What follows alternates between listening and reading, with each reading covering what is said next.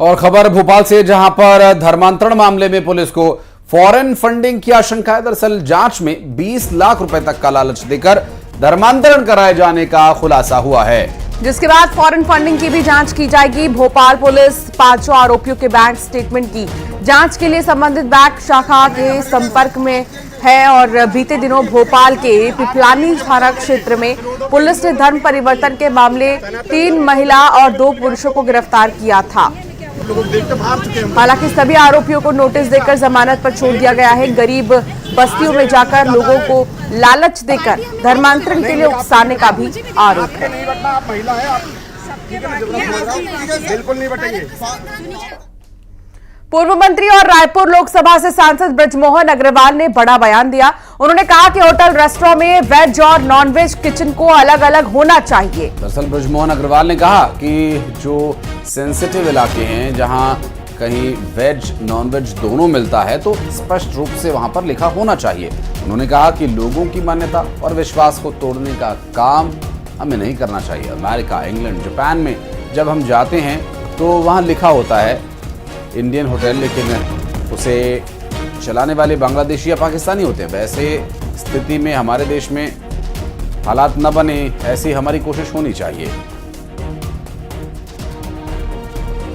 देखिए, जो sensitive area है या लोगों का कि मैं नॉनवेज नहीं खाता हूं, तो किसी होटल में अगर नॉनवेज और वेज का एक ही किचन है तो अलग अलग होना चाहिए।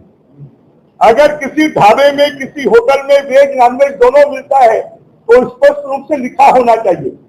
तो लोगों की जो मान्यताएं हैं या लोगों का अपना जो एक विश्वास है, उसको तोड़ने का काम हम नहीं करें। क्योंकि जब हम अमेरिका में जाते हैं, जब हम इंग्लैंड में जाते हैं, जब हम जापान में जाते हैं, तो वहां पर लिखा होता है हिंदुस्तानी होटल, परंतु चलाने वाले होते हैं बांग्लादेशी और पाकिस्तानी। तो वैसी स्थिति हमारे हिंदुस्तान में ना बने, ये हमारी कोशिश होगी। और अगली खबर उज्जैन से, जहां कांवड़ यात्रा के रास्ते में आने वाले होटल्स, रेस्टोरेंट्स और अन्य खाने पीने की जो दुकानें हैं, वहां पर नेम प्लेट लगाए जाने की मांग की जा रही है कि प्रोप्राइटर अपने नाम के साथ उन्हें वहां पर टांगे। इस मामले में महाकाल मंदिर के पुजारी, अखिल भारतीय पुजारी संघ के नेता और आवाहन अखाड़े के महामंडलेश्वर अखिलेशानंद महाराज का कहना है कि सभी प्रतिष्ठानों के बोर्ड पर मालिक का नाम लिखा जाना चाहिए, क्योंकि उज्जैन महाकालेश्वर मंदिर के आसपास मुस्लिम इलाका है और अधिकतर होटल मुसलमान संचालित करते हैं।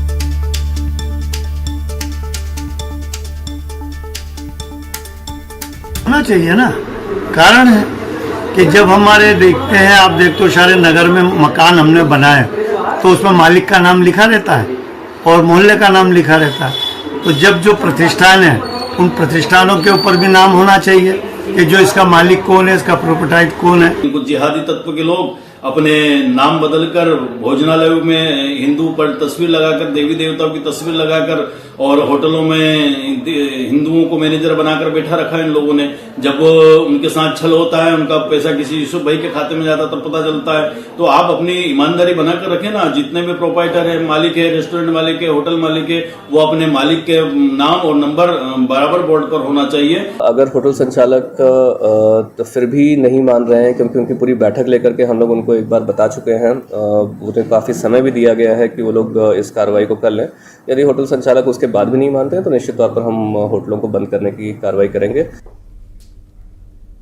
तो वहीं धार महू लोकसभा सीट से सांसद और केंद्रीय राज्य मंत्री सावित्री ठाकुर के खिलाफ उनके चुनावी प्रतिद्वंदी कांग्रेस प्रत्याशी राधेश्याम मुवेल ने चुनाव के दौरान प्रस्तुत किए गए शपथ पत्र में जानकारियां छिपाने के आरोप को लेकर जबलपुर हाईकोर्ट में याचिका दाखिल की है।